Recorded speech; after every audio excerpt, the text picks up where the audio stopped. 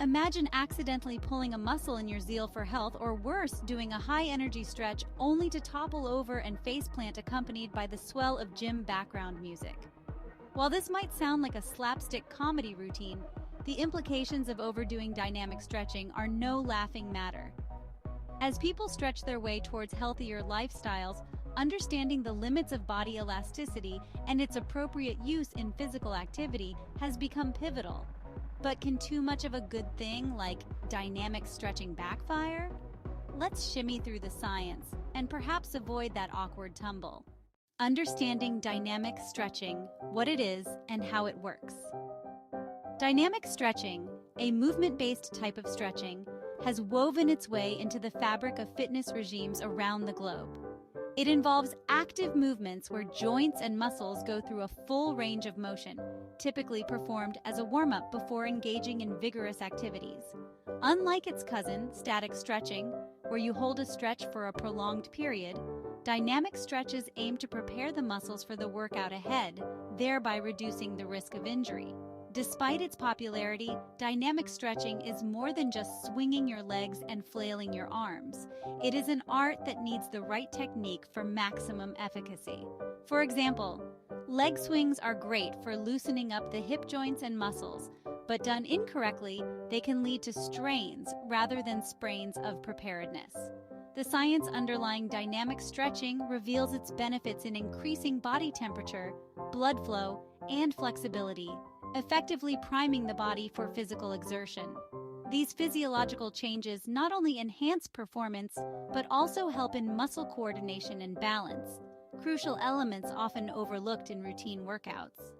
Despite its popularity, dynamic stretching is more than just swinging your legs and flailing your arms. It is an art that needs the right technique for maximum efficacy. For example, leg swings are great for loosening up the hip joints and muscles, but done incorrectly, they can lead to strains rather than sprains of preparedness.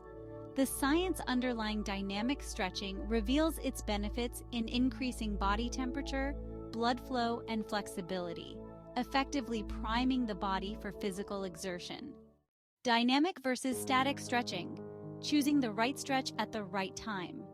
The debate between dynamic and static stretching is akin to choosing between an espresso or an Americano pre-workout.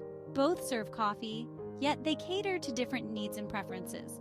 While dynamic stretches are excellent for warming up, they might not always be the best choice for cooling down or improving long-term flexibility.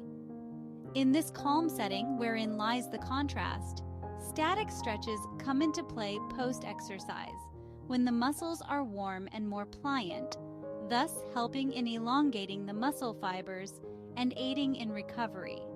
This is not to undermine dynamic stretching, but to position each method where it shines the brightest. Moreover, overstretching dynamically can lead to muscle fatigue and decreased performance. A 2004 study pointed out that athletes who overdid dynamic stretching before an event tended to show reduced muscle strength and an inhibited ability to jump.